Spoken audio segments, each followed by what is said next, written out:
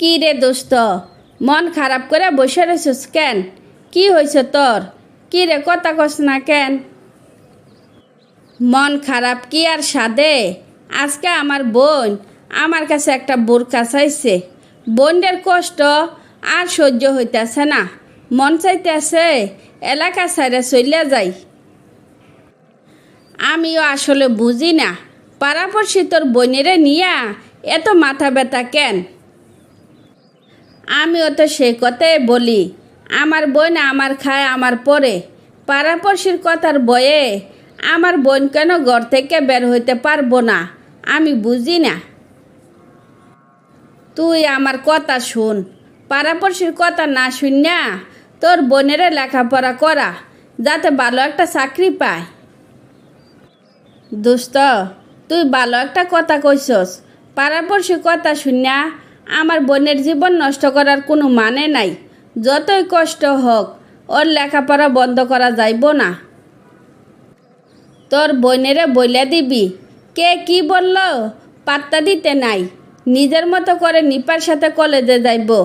এবার চল বাড়ি যাই।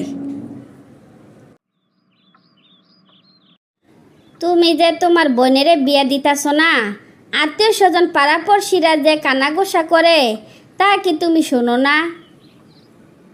তুমি আমারে কি বুঝাইতেছ? যার তার সাথে আমার বোনেরা আমি বিয়া দিয়া দিতাম?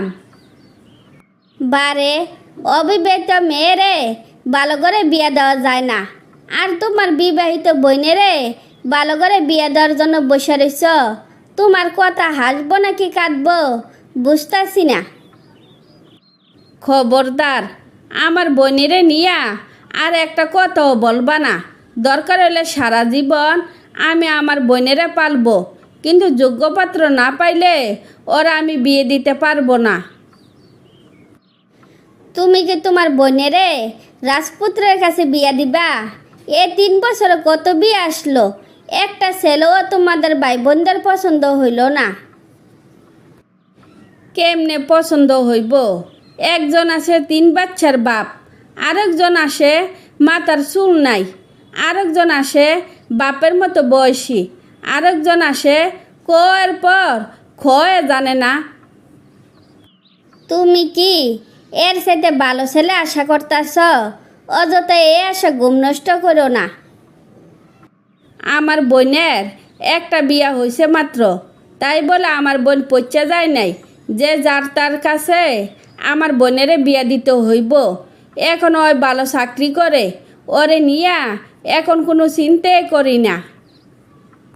হইছে, তোমার বোনেরা বইল চাকরি দুয়া দিয়া পানি খাইতো, আমি আর রান্না বান্না করে খাওয়াইতেও পারবো না, পাড়াপড়শির কান কত শুনতে পারবো না। কোনো অসুবিধা নাই, রান্না বান্না আমিও করব। আর পাড়াপড়শি কিছু বললে কানে তুলা দিয়া রাখবা, যাতে শুনতে না পাও। কি রে, তুই কখন আসলি? এই তো এখনই আসছি। তোর কি মন খারাপ? কি রে, তোর আবার কি হইল আমারে ক। আমি আর চাকরিটা করব না। অনেকে আমারে নিয়ে বাজে কমেন্ট করে, কেমন করে যে কথা বলে। তুমি ভাই, তাই তোমার কাছে কিছু বলতে পারতেছি না।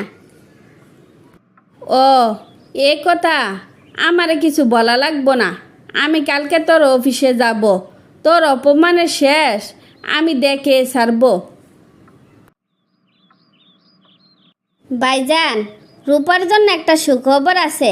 চেয়ারম্যান স্যারের ছেলে রূপারে পছন্দ করছে। আপনি সম্মতি দিলে 2-1 দিনের মধ্যে ওনারা আপনাদের বাড়িতে আসবে। ওনারা কি জানেন রূপার যে একটা বিয়া হয়েছিল? ওনারা সব জানেন।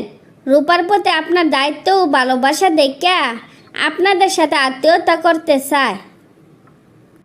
তা ঠিক আছে, কিন্তু আমার বোনের সম্মতি ছাড়া আমি কোনো কথাই বলতে পারবো না।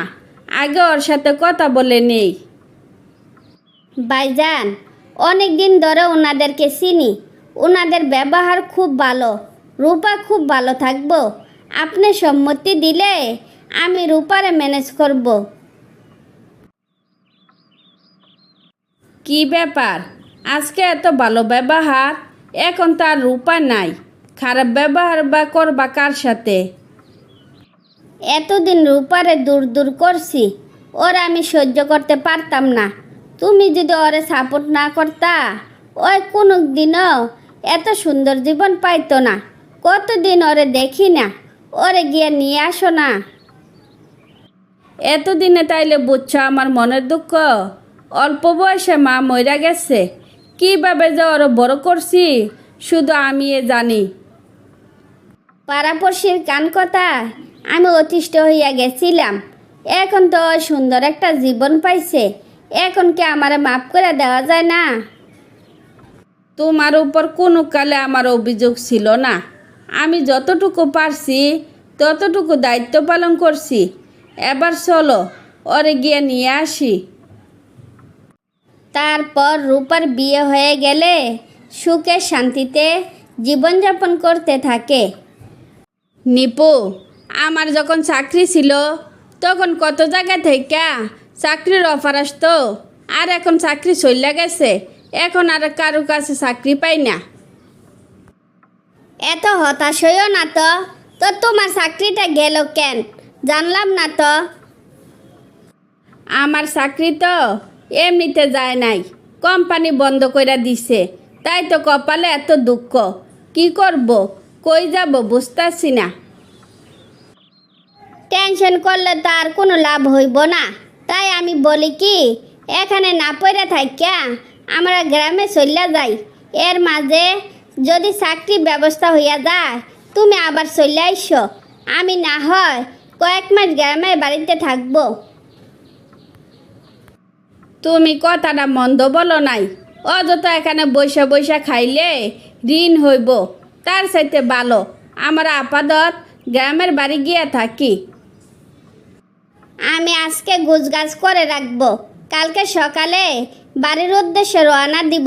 চলো খাওয়া দাওয়া করে ঘুমাইয়া যাই। কি রে বাজান, তুই 15 দিন আগে ছুটি কাটাইয়া গেলি, এখন আবার বাড়ি আসলি যে? কি কোনো সমস্যা? মা, আমার আশাতে কি তুমি খুশি হও নাই? আসলে কি, আমার চাকরি চলে গেছে তো, তাই কিছুদিনের জন্য বাড়ি আসছি। চাকরি বাজ করতে পারলে আবার চলে যাব। টাকা পয়সা কি করস যে 2-4 মাস চলতে পারস না? এ চাকরি কইরা তাইলে লাভটা কি?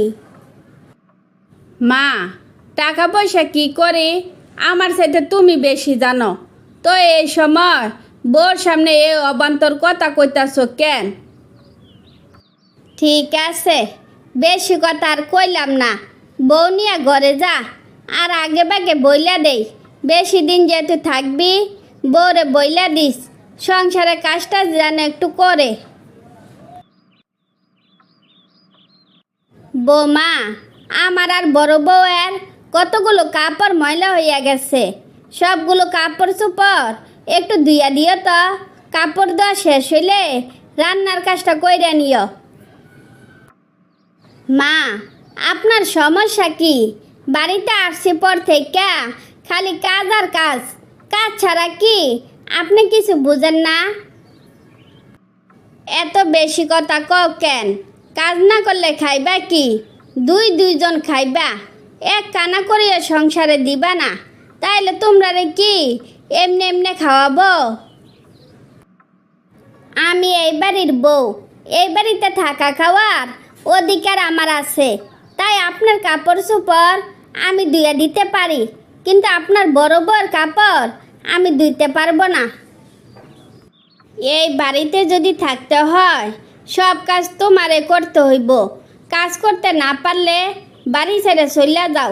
নবাবী বাপ দেখাইয়া এখানে থাকা লাগবো না। আপনার মতো শাশুড়ি যেন শত্রুরও না থাকে। তো মনে রাখেন, দিন কিন্তু সবার একরকম যায় না। আপনার ছেলে কিন্তু সারা জীবন বেকার থাকবো না। যৎকালে তৎচিন্তা। তো বেশি কথা না কইয়া এবার কাজে লাগিয়া যাও। আজারে পেশাল কইরা সময় নষ্ট করো না।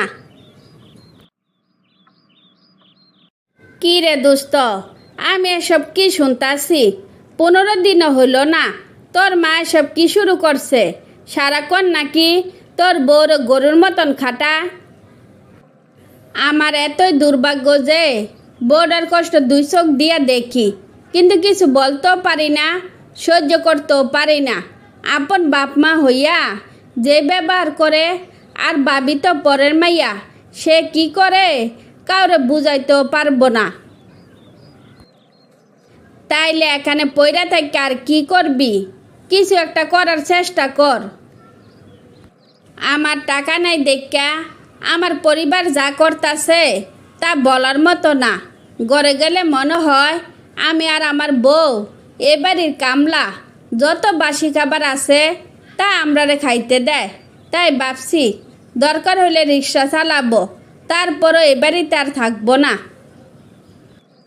ভালো একটা কথা কইছস, রিক্সা চালাইলে মান কমা যাইব না, এটা তো বুঝছস। টাকা ছাড়া যে জীবন চলে না, টাকা পয়সা আবার একটু জমাইস, যা কামাই করবি চতুর্দিকে উড়াইয়া শেষ করবি না।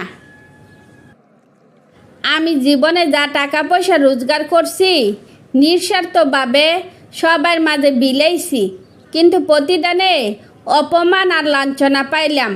তাই এই ভুল আর কোনো দিনও করব না। বাপ মা যতটুকু পাও না ততটুকু দিবি, আর নিজের ভালো মন্দের চিন্তা নিজে করবি, যাতে কারো কাছে হাত পাতা না লাগে। তুমি এখানে আর আমি তোমার খুঁজতে খুঁজতে হয়রান।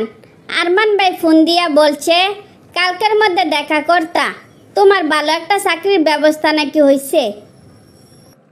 দোস্ত, আর দেরি করিস না, গোছ গাছ কইরা বউ নিয়া চইলা যা। দোস্ত, ভালো থাকিস। বউ, তাড়াতাড়ি চলো, আর দেরি করা যাইব না। কি রে, গুছ গাছ করতাছস কেন? শ্বশুর বাড়ি যাইবি নাকি? মা, তুমি কি যে কও, বাপ মার বাড়িতে সম্মান নিয়ে থাকতে পারি নাই, আর টাকা ছাড়া যাব শ্বশুর বাড়ি? আমার একটা চাকরি হইছে, তাই চইলা যাচ্ছি। তোর আরে ভালো মন্দ কিছু খাওয়াইতে পারলাম না, এখনই চলে যাবি? মা, আজকে যে ব্যবহারটা করতাছ, এতদিন যদি এই ব্যবহারটা করতা মরলেও শান্তি পাইতাম। 15 দিনে তোমরা অনেক জ্বালাইছি, পারলে আমরারে মাফ করে দিও। মা, চাইলে তো আর এই বাড়িতে আসতে পারবো না, আর আসতেও চাই না। যদি আমাদের কথা কোনো দিন মনে পড়ে গিয়ে দেখে আইসেন। বৌমা, আমার কি মাফ করে দেওয়া যায় না? আমি তোমাদের সাথে অনেক অন্যায় অত্যাচার করছি, পারলে আমারে মাফ করে দিও। মাফ করব, কিন্তু আমি যে কষ্ট আর অপমান পাইয়া গেছি, আর কোনো দিন এ বাড়িতে আসবো না। আপনাদের জন্য আমার দরজা সারা জীবন খোলা থাকবে, যখন মন চায় তখন যাইতে পারবেন। মা, আমাদের দেরি হইয়া যাইতে আছে, নিজের যত্ন নিও। জানি না আর কবে দেখা হইব, ভালো থাইকো। তারপর নীরব বুক ভরা কষ্ট নিয়ে বাড়ি থেকে সারা জীবনের জন্য চলে গেল।